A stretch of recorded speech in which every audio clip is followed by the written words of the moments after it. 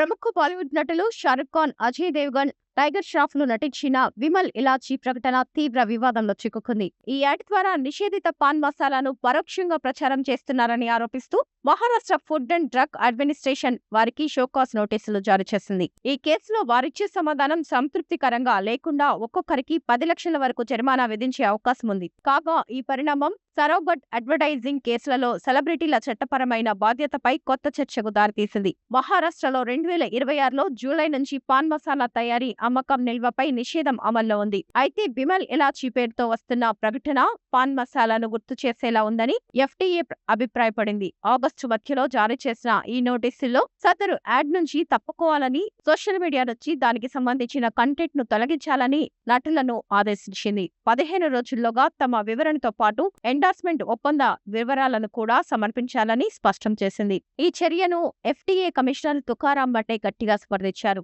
ఆహార భద్రతా ప్రమాణాల చట్టం ప్రకారం ప్రకటనల గొలుసులో భాగమైన తయారీదారులు, ప్రచురణకర్తలు, స్పాన్సర్లు, ప్రచారకర్తలు అందరూ బాధ్యులేనని ఆయన అన్నారు. ఈ విషయంలో ఎవరిని వదిలిపెట్టే ప్రసక్తే లేదు అని ఆయన హెచ్చరించారు. వారిచ్చే సమాధానం సంతృప్తికరంగా లేకపోతే మొదటి దశలోనే 10 లక్షల రూపాయల వరకు జరిమానా విధించే అవకాశముందని ముండే తెలిపారు. ఎఫ్ఎస్ఎస్ చట్టంలోని సెక్షన్ 2453 ప్రకారం తప్పుదోవ పట్టించే ప్రకటనలపై చర్యలు తీసుకునే అధికారం ఎఫ్డీఏకు ఉందని న్యాయ నిపుణులు చెబుతున్నారు. అయితే జరిమానా విధించే అధికారం నేరుగా ఎఫ్డీఏకు కాకుండా అదనపు జిల్లా మెజిస్ట్రేట్ స్థాయి అధికారికి ఉంటుందని వారు విశ్లేషిస్తున్నారు. నటులు ఇచ్చే సమాధానం, తదుపరి విచారణ ఆధారంగా ఈ వ్యవహారంలో తుది నిర్ణయం వెలువడనుంది.